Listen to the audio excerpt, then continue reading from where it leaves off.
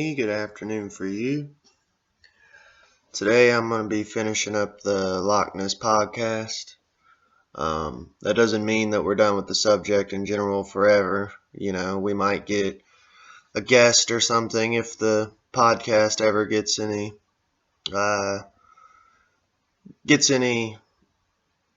publicity, I guess, if it gets bigger.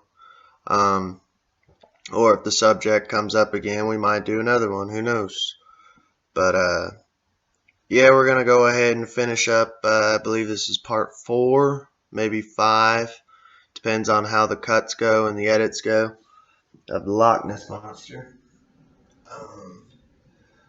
Yeah, I'll give you a little update of what's going on in life. Pretty much day off today. Been working my butt off, stocking and stuff. Picked up 6 days this week, 6 days last, so trying to get ahead. But car keeps messing up.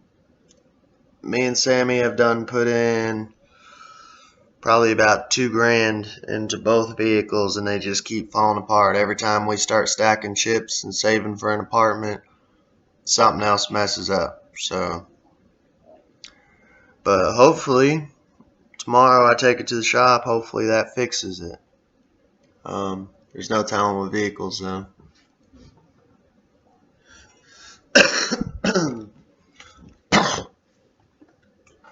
Excuse me.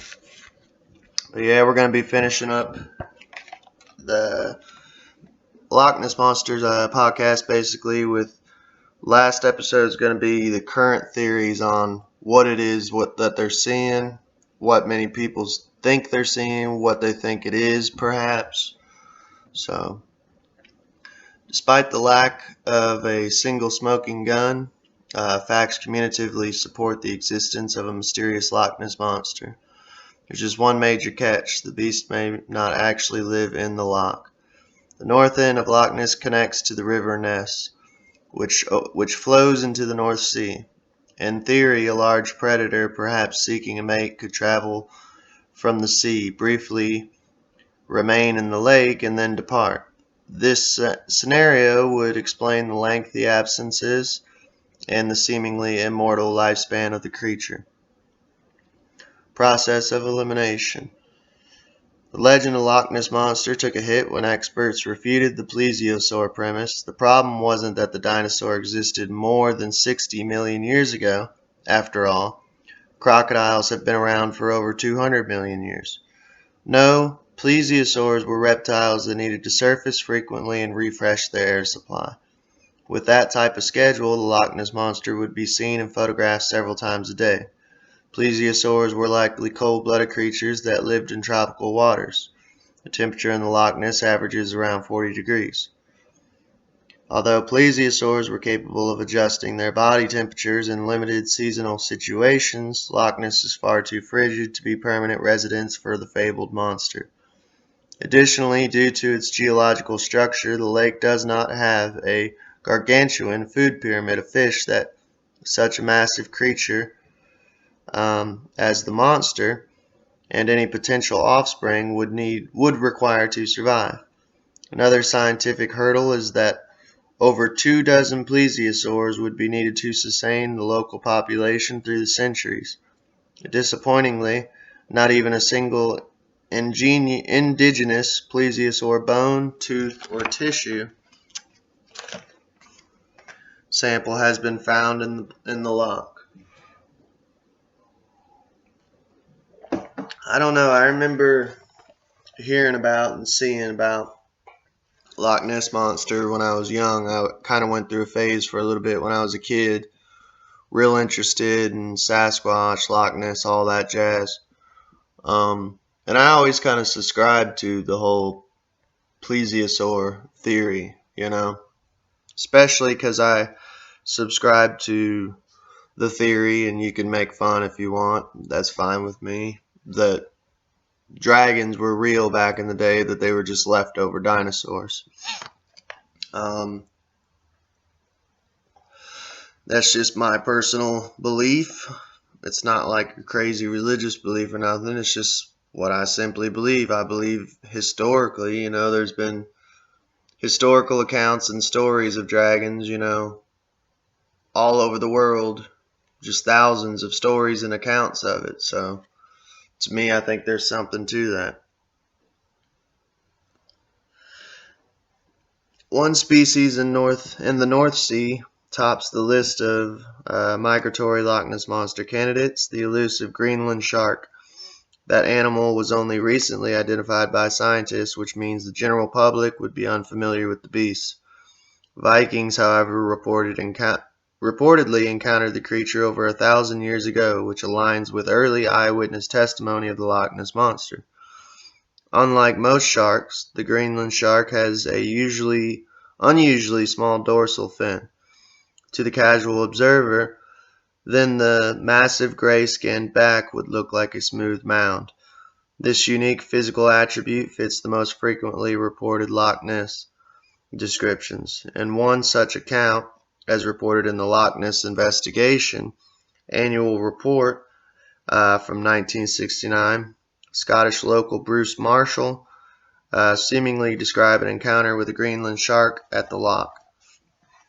Marshall said he spotted a gray glistening hump on the opposite side of the loch moving at a great speed towards Inverness, and the beast momentarily submerged. Two gray slimy humps appeared with a great splash and continued in Inverness direction for about 20 yards. The humps then sank. Marshall estimated the length of the creature to be about 20 to 24 feet, which is exactly the same measurement as a full-grown Greenland shark. Sharks are also known to congregate, explaining the multiple hump sightings. 20 to 24 feet, Jesus. That thing's huge. Can you imagine being in a lake, too, and seeing that? I don't know, that just seems... You kind of expect it out in the ocean and stuff, or at the beach, but, out in a lake, I don't know, it just seems... Me, at least, you kind of fall into that mindset that it's safer. But I don't know, 24 feet, that's insane. The Greenland shark is a likely real suspect. What about unlikely causes? In some cases, the limb of a tree, family of seals or otters caught in mid-dive, or long-necked birds are misidentified as Nessie. But one naturally occurring loch feature may account for many false alarms.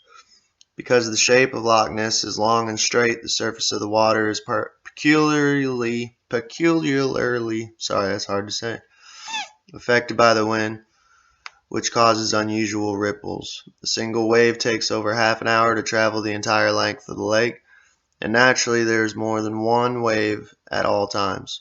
Plus, due to the reflections or shadows from the surrounding mountains, the overlapping tops of the waves or crests can appear unevenly dark, creating an optical illusion that is frequently misidentified as monster humps. Along similar lines to some overeager monster hunters, the wakes left by boats generally equal misleading lays, presumably the monster in pursuit of its pursuers.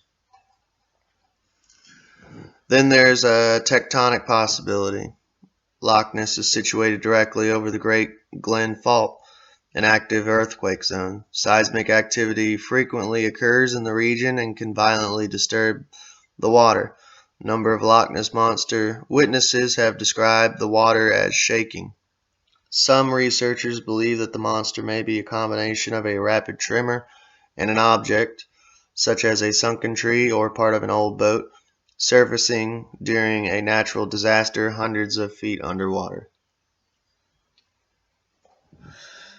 Yeah, I probably should have started with this warning that we're kind of playing devil's advocate.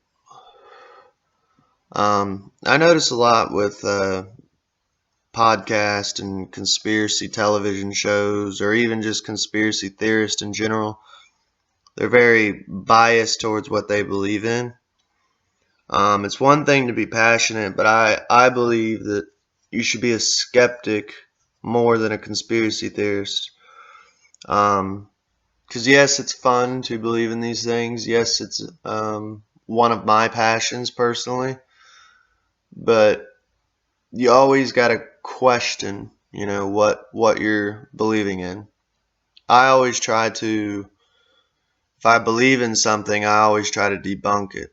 I weigh the evidence of what's there and what's not, you know.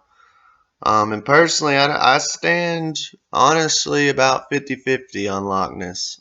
I think personally that there used to be something, but that there's not really most likely anything anymore. And if we are seeing something now, it's rare, like compared to, I don't know. I don't know. It's hard to say.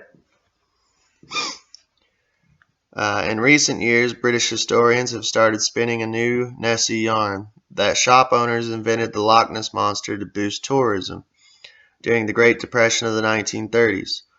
Scottish hoteliers uh, were struggling to stay in business. Allegedly, a small public relations team came up with the bold idea to publicize a monster sighting in Loch Ness. After all, there were folkloric accounts of the monster. Maybe those were just fables, but who could prove it?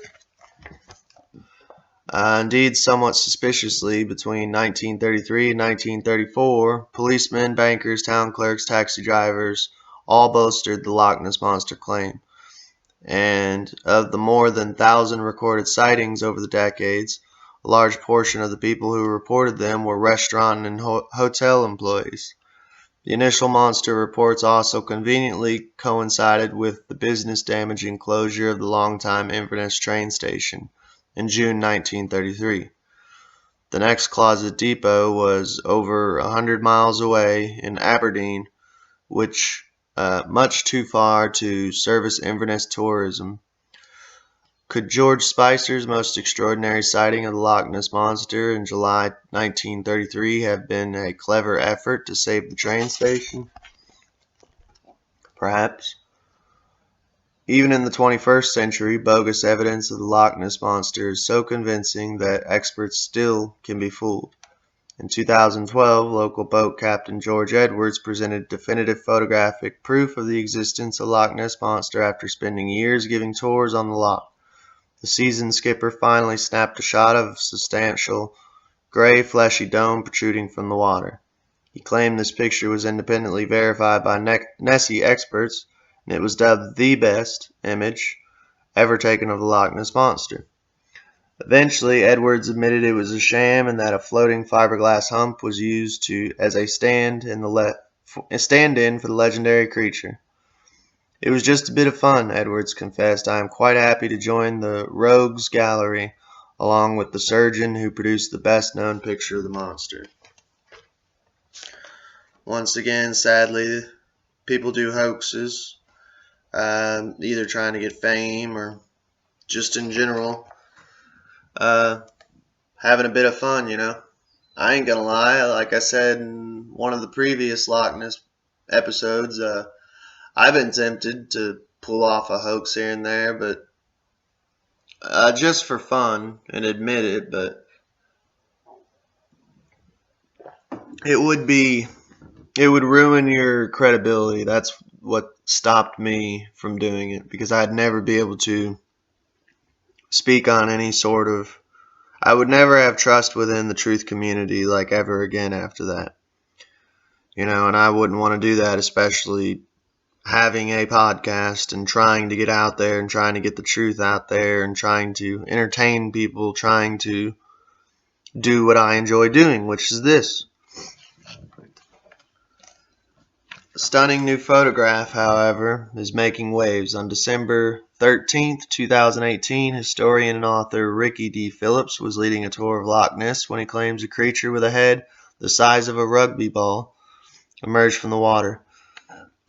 Phillips said he grabbed his cell phone and took a picture of the beast, which had a 4-foot-long neck as well as high ridges across its eyes and almost a frill on its neck. It was very odd. The day before, Phillips added, he had spotted a giant flipper and heard a strange noise. Something like air was blowing, like Darth Vader. while standing on the southern edge of the lake in Fort Augustus. The image was formally accepted by official Loch Ness Monster Sightings Register, which had already logged 13 sightings of the creature that year. It wasn't the last. On January 24th, 2019, Jonas Desch of Aberdeen claimed to have seen a monster while hiking near Clansman Hotel, and Nessie believers will continue watching, studying, and sifting through pranks and publicity stunts for genuine glimpses of their beloved creature. But there we have it. There's some theories as to what it could be. A little more accounts of hoaxes. And honestly, that wraps it up for Loch Ness Monster. I hope you all have enjoyed. Stay tuned to the podcast. Hopefully I can get these out for you all pretty quickly.